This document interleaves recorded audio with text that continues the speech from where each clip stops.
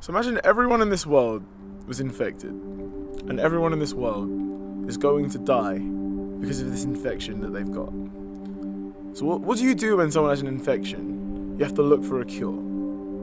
So imagine that there's this person who actually comes down and gives you the cure to this infection that's going to kill everyone. What are you going to do? You're just going to keep it to yourself?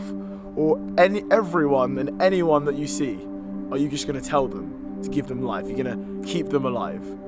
I know that that's what I would do, or that's what I would try and do, because why would you want people to die? Why would you let them die if you have the cure for it? But it's weird how it's just the same thing with God. Sin has become our master and we're slaves to sin. But Jesus came into this world and broke that. He actually gave us life. He gave us the cure. And the cure is Him. Having faith in Jesus is our cure. And Jesus says, freely, freely you have received, so freely, freely give. So how dare you keep it to yourself? How dare you walk past people who aren't saved and not tell them about Jesus?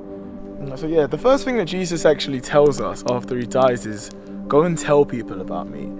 He says, actually, share my love. Go out and tell this world what you have seen. So how can we pick and choose what parts Jesus tells us to actually do? How can we pick and choose what we think actually suits us best when it's not about us, it's about Him? I mean, Jesus even says it in Mark 2:17. He says that He hasn't come here for the healthy. No, He hasn't come here for the righteous.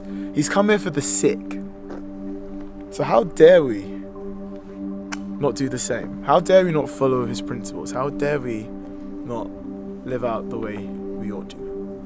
Alright, so now I'm not saying that it's easy. No.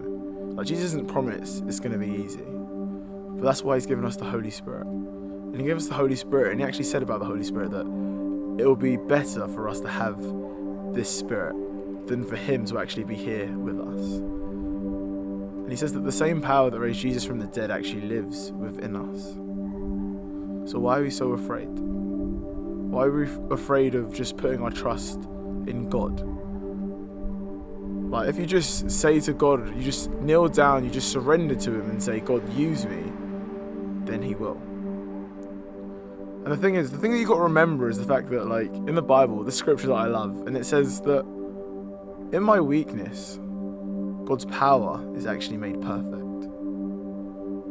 So it actually means that when you're at your lowest, when you don't think that you can do it, when you actually can't, that's when you need God to step in and do something. You need God to take control. And when you're at your weakest point, that's when God will actually use you and make you strong.